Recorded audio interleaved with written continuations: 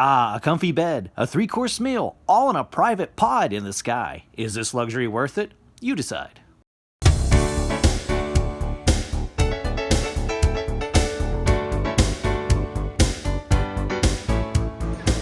Hey friends, Jersey Joe back with you once again here at JFK Airport in New York City, about to board my flight to Las Vegas. You know I always go there. And right now I'm about to fly Jetblue. But not just an ordinary Jetblue flight, I'm going to fly in their Mint Class. That's their first class. So what's it like? I'm going to take you on board.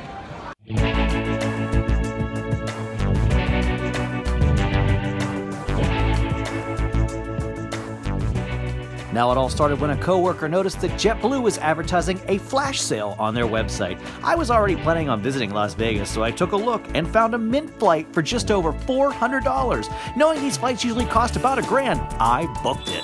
The day my flight had come, and I was on my way to JFK Airport via the AirTrain. The AirTrain is definitely a cheaper and easier way to get to JFK Airport if you can connect to it. I left Midtown Manhattan, so it was an easy subway ride, but if not, it's via cab or car, praying that traffic is not backed up on the Van Wyck. We are arriving at Terminal 2. Please take your belongings. I exited the AirTrain at Terminal 5, and let me share you a JetBlue check-in secret. There's an extra set of little-used check-in kiosks on the AirTrain bridge that you can use instead of waiting on the long line downstairs in the main terminal. On a busy day, that can definitely shave off some time waiting in line. And there it is, I have my Mint Pass. As I headed for security, I was directed by a TSA agent that my Mint ticket allowed me to go straight through the expedited security line. It's not well marked and a little off to the side, and it really only saved me a minute or two, but again, on a busy weekend, that could be very, very helpful. Once through security, I decided to explore Terminal 5. Now, knowing that I was going to get a free meal and drinks on the flight, I decided to take it easy and just walk around for a bit. But after a few moments, I found myself here. But there's no first-class lounge or anything, so let's just chill at the bar. No, that's right, there's no lounge for the Mint Class flyers, so you're on your own at the airport, but I had no problems chilling for a bit at the bar. And what is this? Who dialed up kicking back with Jersey Joe on the bar's free entertainment tablet? After amusing myself for a while, the plane was here, our flight on time, and I was off to the gate. Now, holding a Mint ticket, that means you're getting on second. Yes, second. We would now like to start the boarding process by offering free boarding courtesy to customers with disabilities. Once again, customers with disabilities are welcome to take it over 23. They always put people with special needs and military on first, you know that. But down the jetway we go and on board the plane to the seat. JetBlue Mint seats are arranged in a 2x2, 1x1 rows. That means the even number rows get a little pod all to themselves, single seats, and that's where we're sitting. The seats are true to what's pictured on JetBlue's website, but I didn't want to be an ass and hold up the boarding process by stopping and taking photos while other people were just trying to get to their seats. As soon as I placed my bag in a massive overhead bin, I was at my seat and greeted with welcome gifts. First off was a travel bag that included a few goodies and a personal note from the flight attendants with their name welcoming us on board. I was only seated for a few seconds when one of the flight attendants was already at my seat, asking if I had ever flown Mint before and showing me the many, many features. Now first off, there's a little door that you can close for privacy in the single row seats, although I never quite figured out how to do it. There's not a button or anything that I could find. Hey look, it's a bag with a fresh pillow and thick blanket. There's also tons of outlets to charge at least 3 or more devices, a reading light, and a cool Star Trek looking glowing blue holder for a complimentary bottle of water. And of course a whole bunch of little storage spaces. Now the flight attendant also showed me the push button blue light. Turn it off and they won't bother you for service during the flight. What? I want the meals and the booze, so this thing is staying on. Speaking of that, she then handed me a menu and asked if I wanted a welcome drink. I chose the signature JetBlue Mint drink, which is a honey-infused limeade. It's vodka, lime, fresh mint, and club soda. It was delivered in about a minute and was so good, I kept ordering it for the entire flight. She then instructed that she would be back to take my food order and to look at the food menu. Now you get to choose 3 courses, a cold shrimp salad that I went with, a cold Greek goddess salad, a ricotta truffle ravioli that I also went with, a pineapple chicken curry, and a seared filet mignon that I definitely had to get. The flight attendant also brought me a complimentary set of these awesome headphones. They're not earbuds, but a full set of headphones. Definitely would cost $50 or more at the airport. I turned the TV to the Penguins Stanley Cup playoff game, and it was game on. But before I knew it, everybody was in their seats, and we were pushing back from the gate, taxiing for a few minutes, and then we were airborne.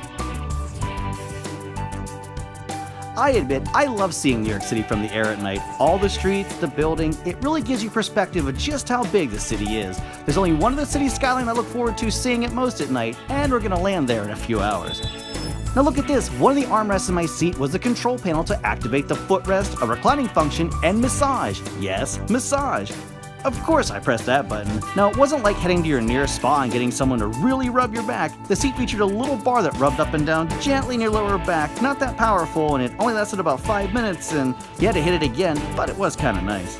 Kinda felt more like a cat rubbing a large dowel rod back and forth my lower back, but it worked for me, hey, even during takeoff. As soon as we reached altitude, the flight attendant was there asking for my meal selection and serving more drinks. This is about a half an hour into the flight, about the same time the main cabin was starting to be served drinks, we were being served this appetizer of taro chips and eggplant dip. I gotta admit, it was pretty good, but it really didn't taste like eggplant to me, more like good old-fashioned hummus dip. I enjoyed it, and I'm not a hummus dip kind of guy. Alright, we've been in the air for a while, and I've had a few drinks, so let's check out the Mint Class restroom. Nothing fancy here, it's your standard restroom bathroom, so let's pull down the table and explore what's in our goodie bag while waiting for dinner to be served. Alright, so look at this. We got a pen, a pair of Jetblue socks, a little hand lotion, lip balm, and a facial mist bag. These were great, and the facial mist had like this mint scent to it, as I found out later. Oh, we got the eye mask, and check out this little bag with a toothbrush and the smallest tube of toothpaste I've ever seen. Let's call it Smurf size.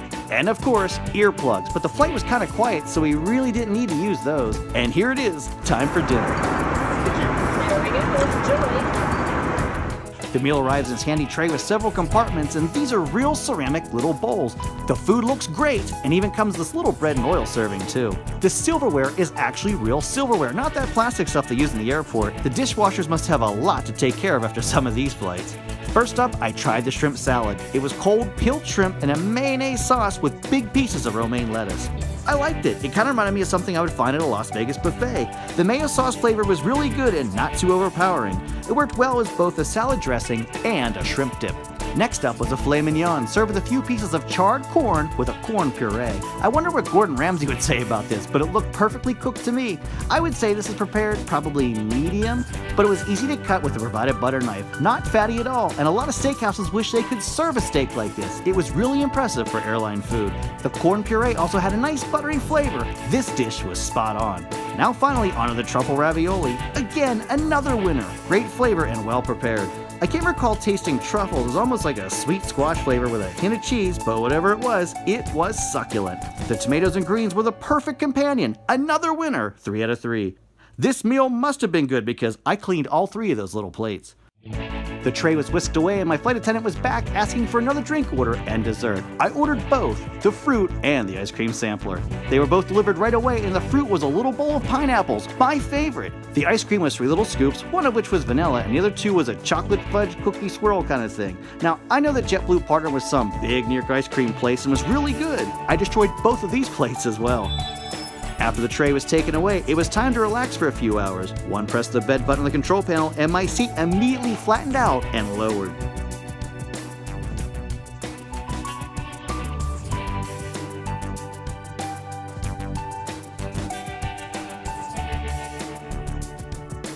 My feet somehow squeezed in between the seats in front of me, and I was lying down in a 6-foot bed.